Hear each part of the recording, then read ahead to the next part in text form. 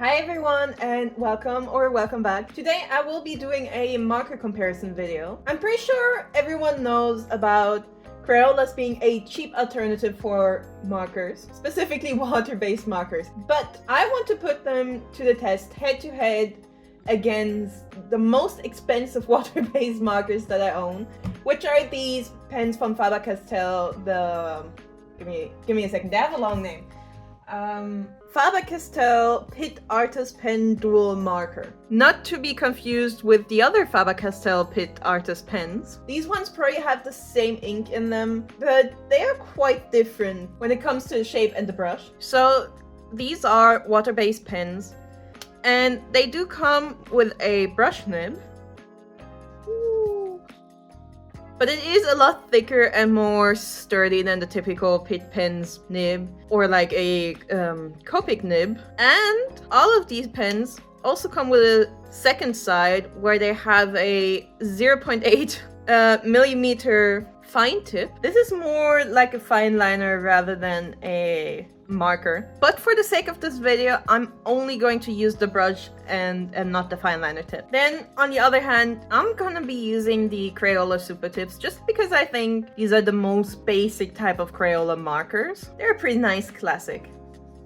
Just a standard, kind of broad marker nib. I don't think you can buy just a single Crayola pen, but I own the set with 50 super tips, and that one right now on German Amazon costs a little less than 13 euros, which comes down to less than 30 cents per pen. On the other hand, these Faber-Castell pens, according to the official Faber-Castell website, one of these pens costs 4 euros. For 4 euros, you could probably even buy like a 10 to 20 set of Crayola Super Tips. So there is a massive price difference between the two types of markers, and yet both of them are water-based. And that's exactly why I want to test them against each other. So I have already prepared a line art drawing for today, and my plan is to split this drawing in half. One side Crayola, the other Faber-Castell. I have done this test before with Crayola versus Sharpies. Please go watch that video if you're interested. And here is the line art illustration that I've already prepared for today. Just a cute little bear girl. Alright, let's see if price really makes the difference. I love my Crayola markers. I think they're amazing and I am willing to fight people on that. But let's see if they're actually as good as I think they are, or if I'm just biased because I'm emotionally attached to them.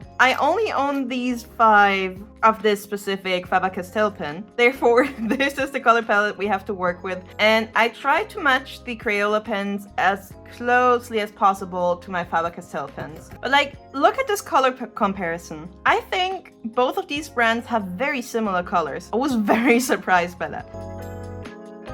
I just started and I immediately messed up. Well, we're just gonna ignore this ear then. Let's just pretend like that never happened. I think this is a very nice red, but I'm kind of worried that it's gonna end up looking like a sunburn and not like a nice and colorful fur color.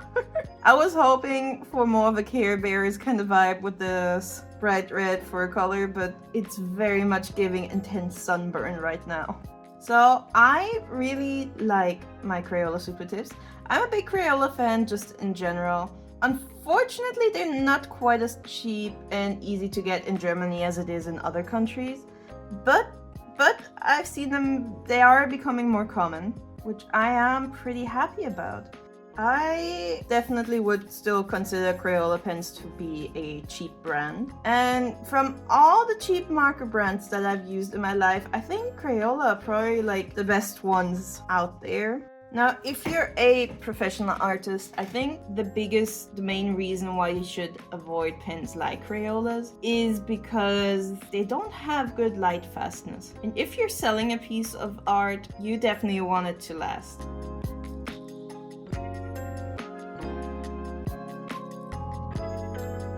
I am starting to get a little worried about my color palette here, because I'm worried that the bluish tones are going to be a little too strong in contrast with the warm red tones. But to be fair, since these are the only 5 colors I own of the Faber-Castell pens, there's not really much I can do about the color palette.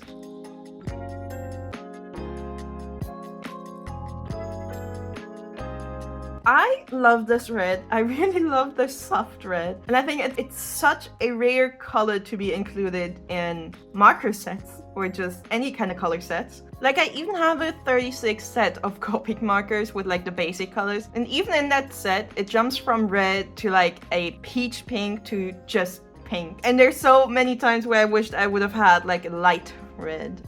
Also, I might regret this, but I really want to color in her eyes in turquoise. Like, turquoise is one of my all-time favorite colors. This is also the only turquoise Crayola pen that I have, so I kind of have to stick to this one.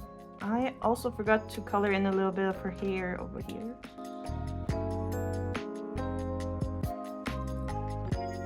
One complaint about Crayola markers that I totally understand is the tip. Because the tip is, like, speaking of the SuperTips, the tip is pretty wide. Which makes sense because these pens are mostly intended for children or like very young children, and they tend to be a little rougher, so it makes sense to have a bit of a sturdier tip. And having a wider tip makes it quite difficult to color in details. And of course, if you don't like water-based markers, then you're not gonna like Crayola. Like, I think that's just going to be a given, and it's very much something where I'm not going to try to convince people otherwise. But truly, for what they are, I've always been a big Crayola marker fan. And so far, I haven't tried a lot of other Crayola products, but the ones I have tried I quite enjoy as well. This is gonna sound really silly, but to anyone who's never used Crayola markers before, I would absolutely suggest getting a small little set. Obviously not like a big one, but I feel like everyone should have tried Crayola markers once in their life, just so you kind of get an understanding as to why so many people love them.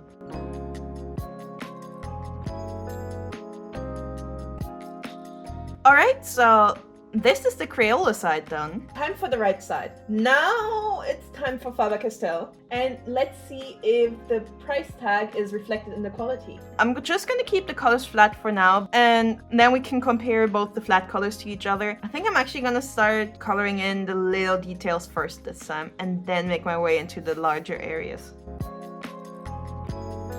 This is gonna sound kind of ridiculous, but so these pens actually have a pointy little brush tip, and I have been storing them horizontally, but there is so much juicy ink in this pen that, believe it or not, despite the finer tip, it's actually harder to color in the details than it was with the Crayola markers. I, in general, complain a lot about brush tips, and it's my biggest issue that I have with Copics. But the reason I bought these pens, even though I'm not the biggest Faber-Castell fan, is actually because I like this brush tip. The fact that it's so big and it's quite sturdy as well. It's not as soft as a Copic brush tip is, and I really like that. It definitely made it easier for me, and I'm not gonna lie, I quite like the thick barrel. It feels nice in my hand, like it feels less exhausting, if that makes sense. And maybe that's just because I don't hold my pens as you should be.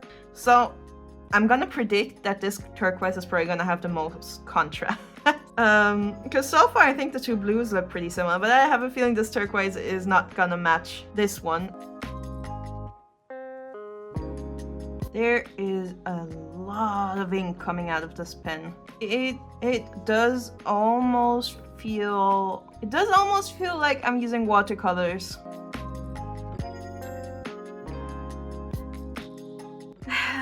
This might be hard to tell, but I will zoom in on this later. So far, the Faber-Castell pens look less streaky, but the thing that you cannot see on camera right now is it's actually peeling the paper a lot more than the Crayolas do. If you touch it, you can really feel the difference so far. Like, the Crayola side feels a lot smoother than this side, and especially over here, you might even be able to see the peeling a little. Let's continue with her main body. Oh, speaking of color, I think the turquoise on the Pitt pens is a whole lot darker than what it looks like on the barrel.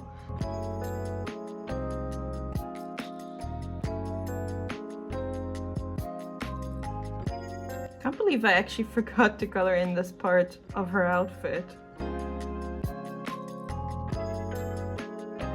Okay, so here she is.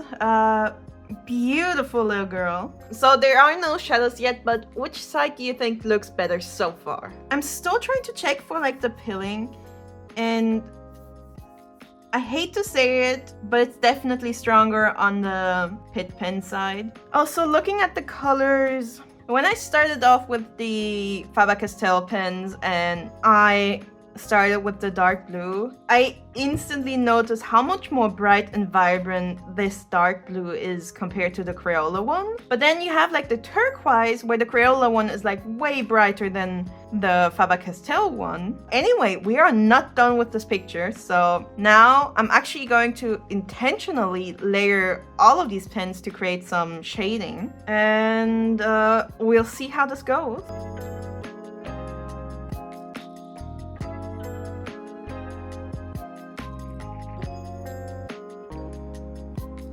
And here we are. Here is the finished illustration, including shadows.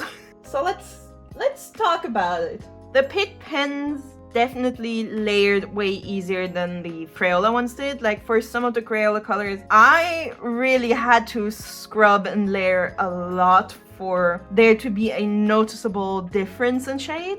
While for the Faber-Castell pens, it was pretty easy to get like a nice cell shading effect. That being said, I really cannot believe this is the case, but the Crayola markers on paper are like 10 times smoother than the Faber-Castell markers. Like the Faber-Castell markers, especially now that I've intentionally layered them a few times, the pilling is very noticeable. Like, it's definitely scrubbed off 1 or 2 layers of the paper, and this is like pretty thick paper. If I were to use normal printer paper, I would probably run the risk of rubbing some holes into the paper. I am so torn between which one I think is better. Pitt pens, the thick Pitt pens are definitely more comfortable for me, but I know that thick pens are not necessarily more comfortable for everyone. I also feel like both the Crayola and the Pitt pens kind of just come out with an equal score for me. Because again, the Crayola ones are more streaky, but therefore the pilling is something that really annoys me. I think at the end of the day, the Faber-Castell Pitt pens cost more than 10 times as much as the Crayola. And to me personally, that price difference is not really reflected in the Pitt pens. Like, don't get me wrong, these are nice markers. I've liked them a lot, but these pens cost like €4 per pen, while you could probably get like a 10 set of Crayolas for the same price. Yeah, no, blame the price, but the Crayola pens definitely win for me. The only other benefit the Faber-Castell Pitt pens might have to the Crayolas is that these pens are in fact marketed as having amazing light fastness. I have not tried this out yet, but if light fastness is important to you, then obviously Crayola are not even an option. I feel like every time an artist talks about water-based markers, it's always in connection with like cheap art supplies, and somehow nobody ever talks about the fact that there are very expensive water-based markers out there on the market as well. And I just wonder if it's just because people don't realize they exist. So I think I already mentioned, but I really like doing these kind of split comparisons. And it's probably been like a year since the last time I've done it. So let me know if you would like to see more of them. I'm totally up for it. And maybe next time I can do one with my super cheap alcohol markers versus my super duper expensive Copics. Or maybe colored pencils, because I don't use colored pencils a lot. And I definitely own some very overpriced colored pencils. So that could be fun. Anyway, let me know what you think. Let me know if you want to see more comparisons, what comparisons you would like to see. And that's the end of the video. I really hope you're going to have an amazing weekend. And I hope to see you again next week for another video. Goodbye!